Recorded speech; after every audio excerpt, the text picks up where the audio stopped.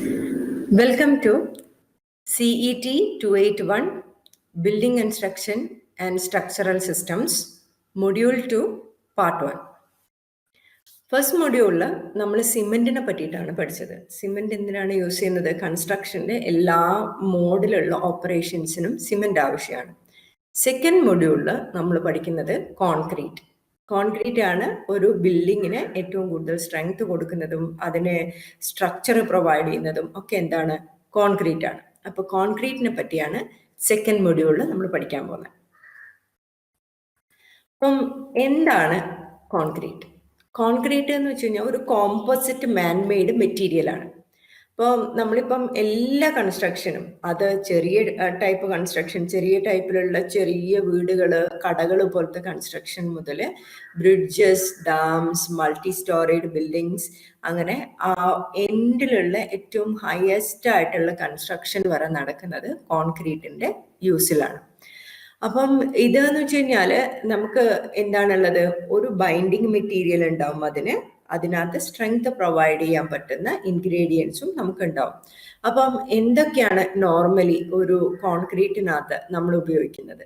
First നമുക്ക് course aggregates ഉണ്ടാവും, അതിൻ്റെ കൂടെ ഫൈൻ അഗ്രിഗേറ്റ് ഉണ്ടാവും, പിന്നെ ഒരു ബൈൻഡിങ് മെറ്റീരിയൽ ഉണ്ടാവും. ഇതാണ് നോർമൽ ഒരു കോൺക്രീറ്റിന്റെ മിക്സ് എന്ന് പറയുന്നത്. കോഴ്സ് അഗ്രിഗേറ്റ് ആയിട്ട് നമ്മൾ എന്താണ് യൂസ് ചെയ്യുന്നത്? സാധാരണ നമ്മൾ ഗ്രേവലാണ് യൂസ് ചെയ്യുന്നത്. അതായത് നമ്മൾ ജെല്ലി എന്ന് പറയുന്ന സാധനം ഇല്ലേ, അതായത് കരിങ്കല്ലിന്റെ കഷ്ണങ്ങൾ, അപ്പം അത് യൂസ് ചെയ്യുന്നുണ്ട്. നമ്മൾ ബ്രിക്സിന്റെ ഓവർ ബേൺഡ് ആയിട്ടുള്ള ബ്രിക്സിന്റെ പീസസ് ഉപയോഗിക്കുന്നുണ്ട്. അതേപോലെ നമ്മൾ റിവർ സാൻഡ് എന്ന് വരുന്ന കല്ലുകൾ ചില സ്ഥലങ്ങളിൽ യൂസ് ചെയ്യുന്നുണ്ട്. അങ്ങനെ നമുക്ക് വേസ്റ്റ് മെറ്റീരിയൽസ് ഒക്കെ കുറച്ച് പാർട്ട് നമ്മൾ ഈ അഗ്രിഗേറ്റിനെ റീപ്ലേസ് ചെയ്തിട്ടൊക്കെ യൂസ് ചെയ്യുന്നുണ്ട്. അപ്പോൾ ഈ പറയുന്ന മെറ്റീരിയൽസ് എല്ലാം നമ്മൾ കോഴ്സ് അഗ്രിഗേറ്റ് ആയിട്ട് യൂസ് ചെയ്യുന്നുണ്ട്. അതേപോലെ തന്നെ നമുക്ക് അതിനകത്ത് വേണ്ട ഏറ്റവും ഇമ്പോർട്ടൻ്റ് ആയിട്ടുള്ള അതർ മെറ്റീരിയൽ ആണ് ഫൈൻ അഗ്രിഗേറ്റ്സ്. ഫൈൻ അഗ്രിഗേറ്റ്സ് എന്ന് വെച്ച് കഴിഞ്ഞാൽ സാധാരണ നമ്മൾ യൂസ് ചെയ്യേണ്ടത് റിവർ സാൻഡ് ആണ്. റിവർ സാൻഡ് ആണ് ഏറ്റവും കൂടുതൽ ക്വാളിറ്റി ഉള്ള കോൺക്രീറ്റ് നമുക്ക് പ്രൊവൈഡ് ചെയ്യുന്നത്. അത് റിവർ സാൻഡിന്റെ അവൈലബിലിറ്റി കുറയുന്നത് കൊണ്ട് നമ്മളിപ്പം എന്തുപയോഗിക്കുന്നുണ്ട്? ഈ പറയുന്ന കോറി ഡസ്റ്റ് പോലെയുള്ള, പിന്നെ നമ്മൾ ഈ ജെല്ലി പൊടിച്ചിട്ടുള്ള സാധനം ഉണ്ടല്ലോ, അത് നമ്മൾ ഉപയോഗിക്കുന്നുണ്ട്.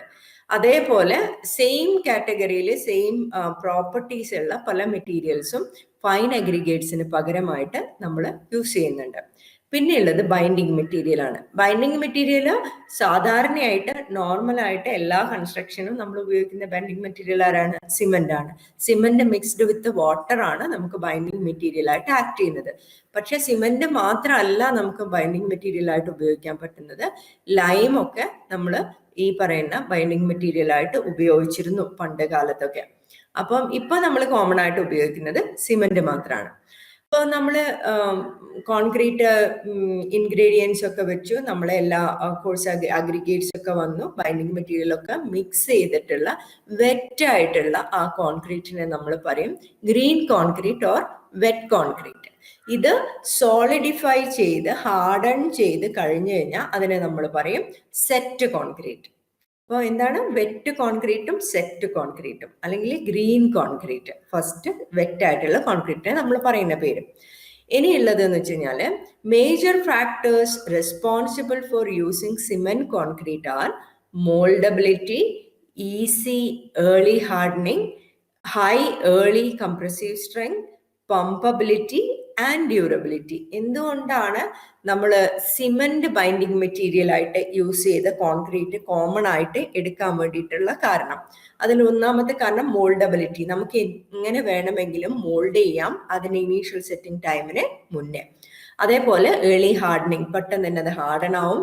കംപ്രസീവ് സ്ട്രെങ്ത് ഏർലി തന്നെ അറ്റൈൻ ചെയ്യാൻ പറ്റും, അതിനെ പമ്പ് ചെയ്യാൻ പറ്റും. പിന്നെന്താണ്? ഡ്യൂറബിലിറ്റി. പിന്നെ വേഴ്സറ്റൈൽ ഇൻ നേച്ചർ. നമുക്ക് എന്ത് പ്രോപ്പർട്ടി വേണമെങ്കിലും അതിനകത്തേക്ക് കൂടുതൽ അഡ്മിക്ചേഴ്സ് ആഡ് ചെയ്ത് കൊടുക്കുമ്പം നമുക്ക് ഉണ്ടാക്കിയെടുക്കാൻ വേണ്ടിയിട്ട് സാധിക്കും. പിന്നെ ഇതൊരു ഹോമോജിനിയസ് മിക്സ്ചർ ആണ്. പിന്നെ കോഴ്സ് അഗ്രിഗേറ്റ്സ് ഫില്ലർ ആയിട്ടാണ് യൂസ് ചെയ്യുന്നത്. ഈ കോഴ്സ് അഗ്രിഗേറ്റിന്റെ ഇടയ്ക്കുള്ള സ്പേസ് ആര് ഫില്ല് ചെയ്യും? ഫൈൻ അഗ്രിഗേറ്റ്സ് ഫില്ല് ചെയ്യും. അതിനിടയ്ക്കുള്ള സ്പേസ് ആണ് ആര് ഫില്ല് ചെയ്യുന്നത്? ബൈൻഡിങ് മെറ്റീരിയൽ ആയിട്ടുള്ള സിമെന്റ് പ്ലസ് വാട്ടർ ഫില്ല് ചെയ്യുന്നത്. പിന്നെയുള്ളത് mobility of the mixture is aided with cement paste, fines and nowadays by use admixtures. നമുക്ക് ഇതിന്റെ മൊബിലിറ്റി, മോൾഡബിലിറ്റി, അല്ലെങ്കിൽ നമുക്ക് ഇതിനെ ട്രാൻസ്പോർട്ട് ചെയ്യാൻ പറ്റുന്നത്, പമ്പ് ചെയ്യാൻ പറ്റുന്നത് ഒക്കെ എന്തുകൊണ്ടാണ്? സിമെന്റ് പേസ്റ്റ് അതിനകത്ത് മിക്സ് ചെയ്യുന്നതുകൊണ്ടാണ്. അപ്പൊ ഇതിന്റെ ഈ പറയുന്ന പ്രോപ്പർട്ടി ഇൻക്രീസ് ചെയ്യാൻ വേണ്ടിയിട്ട് നമ്മളിപ്പോ എന്ത് ഉപയോഗിക്കുന്നുണ്ട്? അഡ്മിക്ചേഴ്സ് സാധാരണയായിട്ട് യൂസ് ചെയ്യുന്നുണ്ട്. അതായത് സർട്ടൺ കെമിക്കൽസ് ആഡ് ചെയ്ത് കഴിഞ്ഞാൽ ഈ പറയുന്ന പ്രോപ്പർട്ടി നമുക്ക് ഇൻക്രീസ് ചെയ്യാൻ വേണ്ടിയിട്ട് സാധിക്കും. The aim of quality control is to ensure the production of concrete of uniform strength from batch to batch. അതായത് ക്വാളിറ്റി കൺട്രോൾ നമ്മൾ എപ്പോഴും കോൺക്രീറ്റ് പ്രിപ്പയർ ചെയ്യുമ്പോൾ നമ്മൾ ശ്രദ്ധിക്കേണ്ട ഒരു കാര്യമാണ്. കാരണം നമ്മൾ ഓരോ ബാച്ച് ആയിട്ടാണ് കോൺക്രീറ്റ് വോളിയം പ്രിപ്പയർ ചെയ്യുക. നിങ്ങൾ കണ്ടിട്ടുണ്ടാവും, മിക്സിംഗ് മെഷീൻ്റെ അകത്ത് ഒരു ബാച്ച് ഇട്ട് ആ കോൺക്രീറ്റ് പുറത്ത് വന്ന് അത് പ്ലേസ് ചെയ്ത് കഴിയുമ്പോൾ അടുത്ത ബാച്ച് ഇടും, എന്നിട്ടാണ് പ്ലേസ് ചെയ്യുന്നത്. അപ്പോൾ ഓരോ ബാച്ചിൻ്റെയും ക്വാളിറ്റി നമ്മൾ അത് കൺട്രോൾ ചെയ്യണം. കാരണം അത് ഫിക്സ് ആയിട്ടില്ലെങ്കിൽ ബിൽഡിങ്ങിന്റെ ഓരോ പാർട്ടിൽ ഓരോ സ്ട്രെങ്ത് ആയിരിക്കും ഉണ്ടായിരിക്കുക. ഇനിയുള്ളത് നോർമൽ, അതായത് നമ്മൾ പേര് വെച്ചിട്ടുള്ള ക്ലാസിഫിക്കേഷൻ ആണ് ഇപ്പൊ പറയാൻ പോകുന്നത്. ഫസ്റ്റ് നമുക്ക് cementing material, first lime concrete ഉപയോഗിക്കുന്നുണ്ട്, gypsum concrete, then cement concrete. ഇതിനകത്ത് ആദ്യത്തെ രണ്ടും പണ്ട് കാലങ്ങളിലൊക്കെ യൂസ് ചെയ്തിരുന്നു. ഇപ്പം സിമെന്റ് കോൺക്രീറ്റ് മാത്രമാണ് നമ്മൾ യൂസ് ചെയ്യുന്നത്. ബൈൻഡിങ് മെറ്റീരിയൽ ആയിട്ട് ലൈം ഉപയോഗിക്കുമ്പോൾ അതിനെ ലൈം കോൺക്രീറ്റ് എന്ന് പറയും. ബൈൻഡിങ് മെറ്റീരിയൽ ആയിട്ട് ജിപ്സം ഉപയോഗിക്കുമ്പോൾ അതിനെ ജിപ്സം കോൺക്രീറ്റ് എന്ന് പറയും. ബൈൻഡിങ് മെറ്റീരിയൽ ആയിട്ട് സിമെന്റ് ഉപയോഗിക്കുമ്പോൾ അതിനെ സിമെന്റ് കോൺക്രീറ്റ് എന്ന് പറയും. ഇനി പെർസ്പെക്റ്റീവ് സ്പെസിഫിക്കേഷൻ, നമ്മൾ മിക്സ് പ്രൊപ്പോർഷൻസ് വെച്ചിട്ട് നമ്മൾ സിമെന്റ് കോൺക്രീറ്റിനെ ക്ലാസിഫൈ ചെയ്യും. അതായത് M10 concrete, M15 concrete, M20 concrete, M25 concrete. ഇതിനകത്ത് മിക്സ് പ്രൊപ്പോർഷൻ എന്ന് വെച്ച് കഴിഞ്ഞാൽ നമ്മൾ അഗ്രിഗേറ്റ്സും സിമെന്റും എടുക്കുന്ന പ്രൊപ്പോർഷൻ വെച്ചിട്ട് അതിന്റെ സ്ട്രെങ്ത് വെച്ചിട്ടാണ് നമ്മൾ പറയാം. അപ്പൊ mix proportion 1:3:6, 1 cement, 3 fine aggregate, 6 coarse aggregate. ഈ പറയുന്ന റേഷ്യോയിലാണ് എടുക്കുന്നതെങ്കിൽ അത് M10 കോൺക്രീറ്റ് ആണ്. പിന്നെ ഉള്ളത് M15, അതിന് 1:2:4 ആണ്. M20 എന്ന് പറയുമ്പോൾ 1:1.5:3 ആണ്. M25 എന്ന് പറയുമ്പോൾ 1:1:2 ആണ് അതിന്റെ മിക്സ് വരുന്നത്. അപ്പൊ നമ്മൾ ഓരോ സ്പെസിഫിക് ആയിട്ടുള്ള വർക്കിനും ഇത്ര സ്ട്രെങ്ത്തിലുള്ള, ഇത്ര പ്രൊപ്പോർഷനിലുള്ള മിക്സ് വേണോ എന്ന് പറഞ്ഞു കഴിഞ്ഞാൽ ഇതിന്റെ ബേസിസിലാണ് നമ്മൾ കോൺക്രീറ്റ് പ്രിപ്പയർ ചെയ്യുക. പിന്നെ ഉള്ളതെന്ന് വെച്ച് കഴിഞ്ഞാൽ പെർഫോമൻസ് ഓറിയന്റഡ് സ്പെസിഫിക്കേഷൻസ്, അതായത് ഡിസൈൻ മിക്സ് കോൺക്രീറ്റ്. നമ്മളിപ്പം ഇതിപ്പം M25 വരെയുള്ള കാര്യങ്ങളാണ് നിങ്ങൾ കണ്ടത്. അതല്ലാണ്ട് നമുക്ക് സ്പെഷ്യൽ പ്രോപ്പർട്ടീസ് ഒക്കെ വേണമെങ്കിൽ നമ്മൾ മിക്സിനെ ഡിസൈൻ ചെയ്യും. അപ്പോൾ ഡിസൈൻ ചെയ്ത മിക്സ് ആണ് അവിടെ ഉപയോഗിക്കുക. പിന്നെ ഉള്ളത് grade of cement concrete. Grade of cement concrete എന്ന് വെച്ച് കഴിഞ്ഞാൽ എന്താണ്? നമ്മൾ ഒരു മിക്സ് പ്രിപ്പയർ ചെയ്തു. ഇപ്പം 1:3:6 എന്ന് പറയുന്ന പ്രൊപ്പോർഷനിൽ ഒരു മിക്സ് പ്രിപ്പയർ ചെയ്തു. ആ മിക്സ് പ്രിപ്പയർ ചെയ്തിട്ട് അതിന്റെ കംപ്രസീവ് സ്ട്രെങ്ത് നമ്മൾ ടെസ്റ്റ് ചെയ്യുന്നു. 28 ദിവസം വെള്ളത്തിലിട്ട് ക്യൂറിംഗ് ഒക്കെ കഴിഞ്ഞ് ആ ക്യൂബ് പ്രിപ്പയർ ചെയ്തിട്ട് അതിന്റെ കംപ്രസീവ് സ്ട്രെങ്ത് ടെസ്റ്റ് ചെയ്തിട്ട് അതിന്റെ ബേസിസിലുള്ള ക്ലാസിഫിക്കേഷൻ ആണ്. അപ്പൊ ഇതില് M5 ഉണ്ട്, M7.5, M10, M20, M25, M30, M35, M40, M45, M50, M55. ഇതിൽ ഓരോന്നിന്റെയും കംപ്രസീവ് സ്ട്രെങ്ത് ആണ് അതിനകത്ത് ആ നമ്പർ ഡിനോട്ട് ചെയ്യുന്നത്. അപ്പൊ നമുക്ക് മൾട്ടി സ്റ്റോറീഡ് ബിൽഡിംഗ് ആകുമ്പോൾ ഇതിനകത്ത് M40 വേണം, അല്ലെങ്കിൽ M45 വേണം എന്നൊക്കെ പറയും. നോർമൽ ഗ്രേഡിലുള്ള കോൺക്രീറ്റ് ആണ് പ്രിപ്പയർ ചെയ്യുന്നതെങ്കിൽ അതിന് M20 മതിയായിരിക്കും. അതായത് കൂടുതൽ സ്ട്രെങ്ത് ആവശ്യമുള്ള സ്ഥലത്ത് നമുക്ക് കൂടുതൽ കംപ്രസീവ് സ്ട്രെങ്ത് ഉള്ള കോൺക്രീറ്റ് ആയിരിക്കണം യൂസ് ചെയ്യേണ്ടത്. അതിന്റെ ബേസിസിലുള്ള ക്ലാസിഫിക്കേഷൻ ആണ് ഇത്. പിന്നെയുള്ളത് ബൾക്ക് ഡെൻസിറ്റിന്റെ ബേസിസിലാണ്. ഇതൊക്കെ നോർമൽ നെയിംസേക്ക് പറയുന്നതാണ്. നോർമൽ യൂസ് ചെയ്യുന്നത് നമുക്ക് അടുത്ത സ്ലൈഡിൽ നോക്കാം. ബൾക്ക് ഡെൻസിറ്റിന്റെ ബേസിസിൽ heavy concrete, dense concrete and light weight concrete and extra light weight concrete.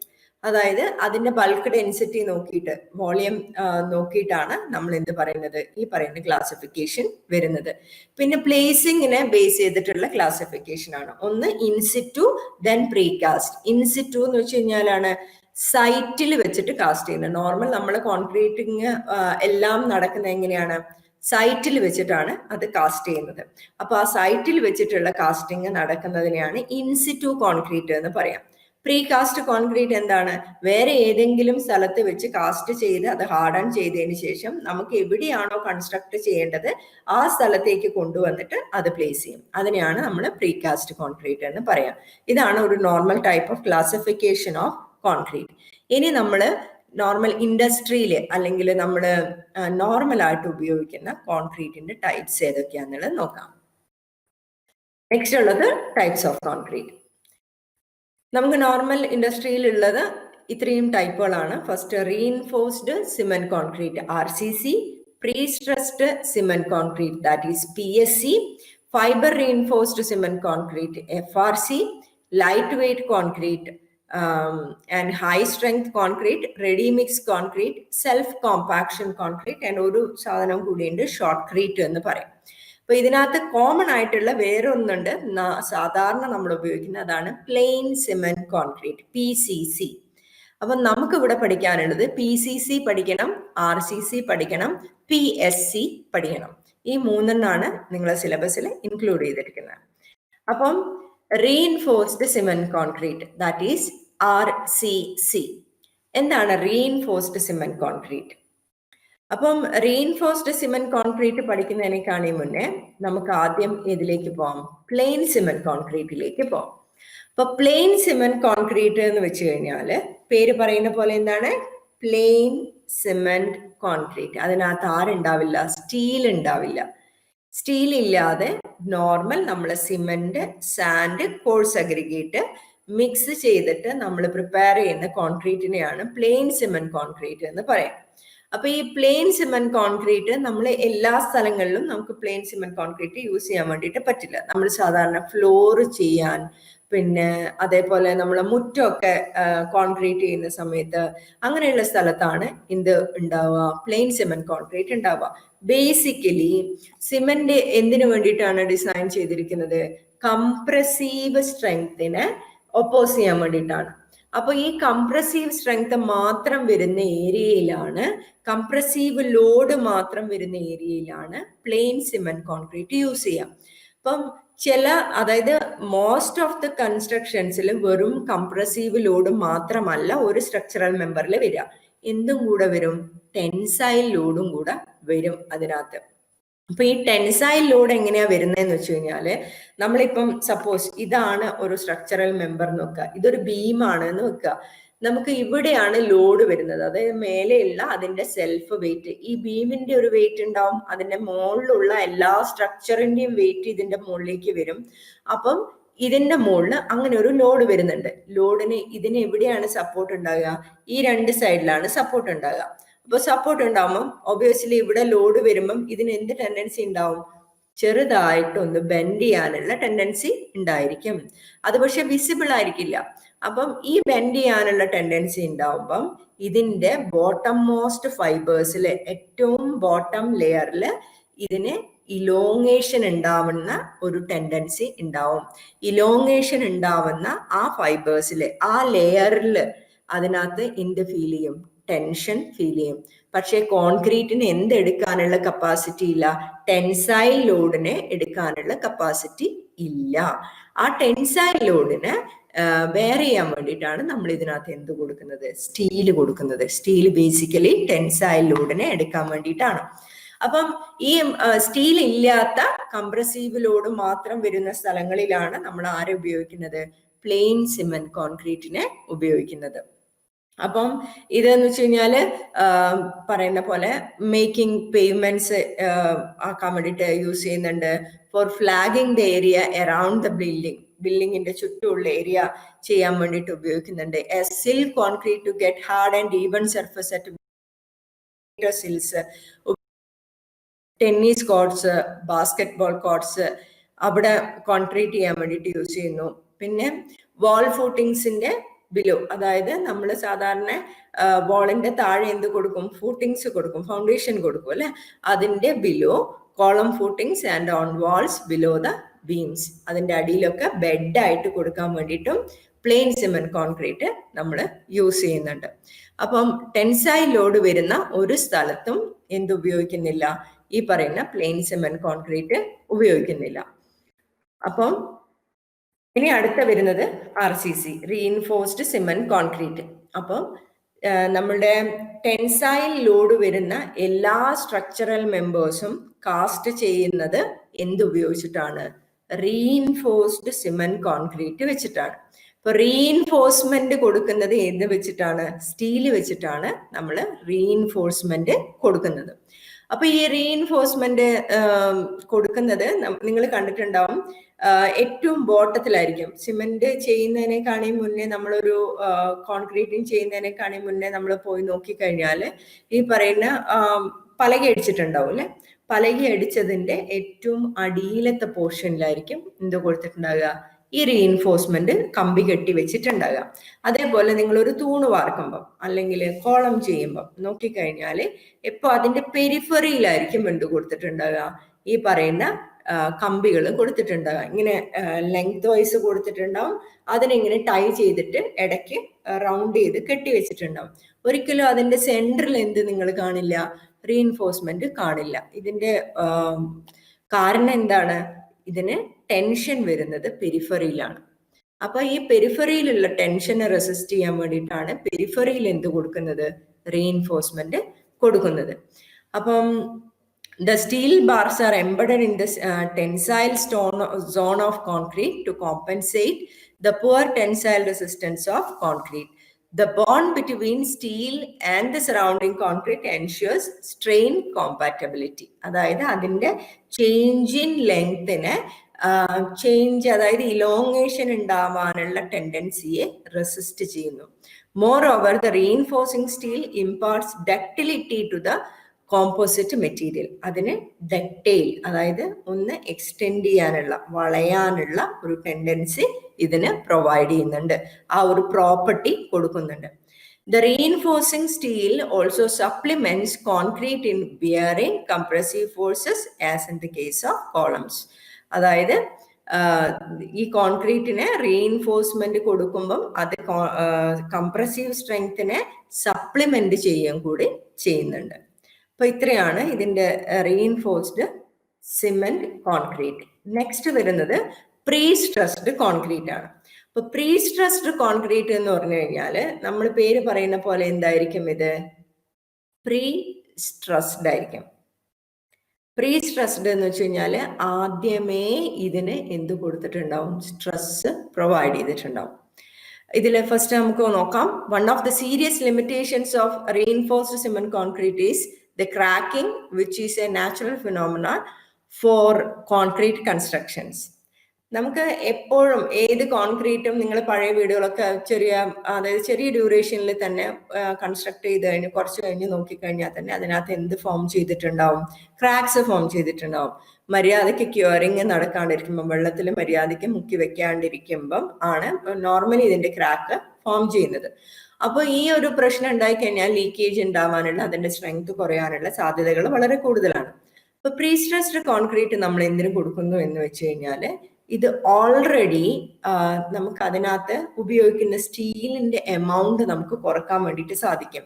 എങ്ങനെ കുറക്കാൻ സാധിക്കും എന്ന് ചോദിച്ചു കഴിഞ്ഞാൽ, പിന്നെ നമ്മളിപ്പം ഉപയോഗിക്കുന്ന സ്റ്റീൽ ഇപ്പം ഒരു 12 mm അല്ലെങ്കിൽ 16 mm ഡയ ഉള്ള സ്റ്റീലാണ് യൂസ് ചെയ്യേണ്ടതെങ്കിൽ പ്രീ സ്ട്രെസ്ഡ് കോൺക്രീറ്റിനകത്ത് നമുക്ക് 8 mm or 6 mm ഡയ ഉള്ള സ്റ്റീൽ യൂസ് ചെയ്താൽ മതിയാവും. ഇത് എങ്ങനെ ചെയ്യുമെന്ന് വെച്ച് കഴിഞ്ഞാൽ, നോർമലി നമ്മൾ ഈ ഇലക്ട്രിക് പോസ്റ്റുകളൊക്കെ ഇല്ലേ, ഇലക്ട്രിക് പോസ്റ്റുകളൊക്കെ എങ്ങനെയാണ് കൊണ്ടുവരുന്നത്? പ്രീ കാസ്റ്റ് ആണ് അല്ലെ. സാധാരണ പ്രീ സ്ട്രെസ്ഡ് കോൺക്രീറ്റ് ഒക്കെ പ്രീ കാസ്റ്റും കൂടി ആയിരിക്കും നോർമലി, അല്ലാണ്ട് സൈറ്റിൽ വെച്ച് ചെയ്യുന്നതും ഉണ്ട്. ഇതിനെ എന്ത് ചെയ്യുമെന്ന് വെച്ച് കഴിഞ്ഞാല്, പ്രീ സ്ട്രെസ്ഡിന് മോൾഡ് ഉണ്ടാവും. ഈ മോൾഡിന്റെ രണ്ട് എൻഡിലും പിന്നെ ബ്ലോക്ക് കൊടുത്തിട്ടുണ്ടാവും. അതായത് ഇപ്പം ഇങ്ങനെ ഒരു വയറാണ്, ഇതിപ്പോ റീഇൻഫോഴ്സ്മെന്റ് ആണെങ്കിൽ ഇതിനെ ഇങ്ങനെ ടൈറ്റ് ചെയ്ത് രണ്ട് എൻഡും ഹൈഡ്രോളിക് ജാക്ക് വെച്ചിട്ട് ടൈറ്റ് ചെയ്ത് വെക്കും. അപ്പോൾ ടൈറ്റ് ചെയ്ത് വെച്ചിട്ട് എത്ര റീഇൻഫോഴ്സ്മെന്റ് ആണോ ഉള്ളത് അത്രയും റീഇൻഫോഴ്സ്മെന്റിനെ ഇങ്ങനെ ടൈറ്റ് ചെയ്ത് വെക്കും. ആ ടൈറ്റ് ചെയ്ത് വെച്ച ഇതിനകത്തേക്കാണ്, മോൾഡിനകത്തേക്കാണ് കോൺക്രീറ്റ് ഫില്ല് ചെയ്യുക. കോൺക്രീറ്റ് ഫില്ല് ചെയ്ത് ഇത് ഹാർഡൻ ചെയ്തതിന് ശേഷം ഈ വലിച്ചു വെച്ച റീഇൻഫോഴ്സ്മെന്റിനെ രണ്ട് സൈഡിൽ നിന്നും, സ്റ്റീലിനെ രണ്ട് സൈഡിൽ നിന്നും കട്ട് ചെയ്യും.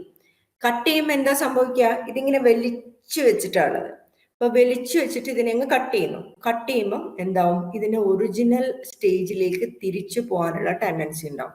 അപ്പൊ അതിനകത്ത് എന്തുണ്ടാവും? ഒരു സ്ട്രെസ് ഫോം ചെയ്യും. ആ സ്ട്രെസ് ഈ ഇതിനെ ഒറിജിനൽ ഷേപ്പിലേക്ക് തിരിച്ചു പോകാനും പറ്റില്ല, ഹാർഡൺ ആയി കഴിഞ്ഞല്ലോ. അപ്പൊ എന്താവും? ആ കോൺക്രീറ്റിന്, ആ സ്ട്രക്ചറിന്, ആ എലിമെന്റിന് കൂടുതൽ സ്ട്രെങ്ത്തും ഡ്യൂറബിലിറ്റിയും പ്രൊവൈഡ് ചെയ്യും. കൂടുതൽ കാലം ലോഡ് ബെയർ ചെയ്ത് ഡ്യൂറബിൾ ആയിട്ട് നിൽക്കാനുള്ള പ്രോപ്പർട്ടി അതിന് സപ്ലൈ ചെയ്യും. അപ്പം ഇതിന്റെ കൂട്ടത്തിൽ തന്നെ വരുന്നതാണ് പ്രീകാസ്റ്റ് കോൺക്രീറ്റും. നമ്മളെ റെയിൽവേ സ്ലീപ്പേഴ്സ്, പിന്നെ ഇലക്ട്രിക് പോസ്റ്റ്, ഇതൊക്കെ നമ്മൾ പ്രീ സ്ട്രെസ്ഡ് കോൺക്രീറ്റ് ആയിട്ട് ചെയ്യുന്ന കാര്യങ്ങളാണ്. അതേപോലെ തന്നെയാണ് പ്രീകാസ്റ്റ് സ്ട്രക്ചേഴ്സും. പ്രീകാസ്റ്റ് സ്ട്രക്ചേഴ്സ് എന്ന് വെച്ച് കഴിഞ്ഞാൽ എന്താണ്? നമ്മൾ സ്ലാബൊക്കെ കാസ്റ്റ് ചെയ്തിട്ട് കൊണ്ടുവരും. ഇപ്പം നിങ്ങൾ കുറെ കാണുന്നുണ്ടാവും ഈ കോമ്പൗണ്ട് വാൾസ് ഒക്കെ ഓൾറെഡി കാസ്റ്റ് ചെയ്തിട്ട് കൊണ്ടുവന്നിട്ട് സൈറ്റിൽ കൊണ്ടുവന്ന് ഫിക്സ് ചെയ്യും. അത് പിന്നെ ബീംസ് കാസ്റ്റ് ചെയ്യുന്നുണ്ട്, പിന്നെ പില്ലേഴ്സ് കാസ്റ്റ് ചെയ്യുന്നുണ്ട്, അതേപോലെ വാൾസ് കാസ്റ്റ് ചെയ്യുന്നുണ്ട്. ഈ വാൾസ് ഒക്കെ ചെറിയ ചെറിയ ടൈപ്പിലുള്ള തിക്നെസ് കുറഞ്ഞ വാൾസ് ഒക്കെ കാസ്റ്റ് ചെയ്തിട്ട് കൊണ്ടുവന്നിട്ട് ഫിക്സ് ചെയ്യുന്നുണ്ട്. ഇപ്പം അതിലും കൂടിയ കാര്യങ്ങളാണ് ചെയ്യുന്നത്. GFRG പോലെ ഉള്ള കാര്യങ്ങളൊക്കെ ഈ പറയുന്ന ഫീൽഡിലേക്ക് വന്നു കഴിഞ്ഞു. അപ്പൊ നിങ്ങൾക്ക് ഇപ്പം പഠിക്കാനുള്ളത് ഈ plain cement concrete, reinforced cement concrete and pre stressed concrete ആണ്. അതിൽ തന്നെ പ്രീ സ്ട്രെസ്ഡ് തന്നെ പ്രീകാസ്റ്റ് കോൺക്രീറ്റും. അപ്പോൾ ഇത്രയാണ് ടൈപ്സ് ഓഫ് കോൺക്രീറ്റ്, അതുപോലെ കോൺക്രീറ്റിന്റെ ഇൻട്രൊഡക്ഷൻ. അപ്പോൾ ഇതോടുകൂടി ഈ സെഷൻ ഞാനിവിടെ സ്റ്റോപ്പ് ചെയ്യാണ്. അപ്പോൾ നെക്സ്റ്റ് സെഷനിൽ നമുക്കിതിൻ്റെ കോൺക്രീറ്റിംഗ് പ്രോസസ്സ്, എങ്ങനെയാണ് കോൺക്രീറ്റിങ്ങിൻ്റെ പ്രോസസ്സ് നടക്കുന്നത് എന്നുള്ളതിനെ പറ്റി പഠിക്കാം. അപ്പോൾ അതുവരെ take care. Thank you and bye bye.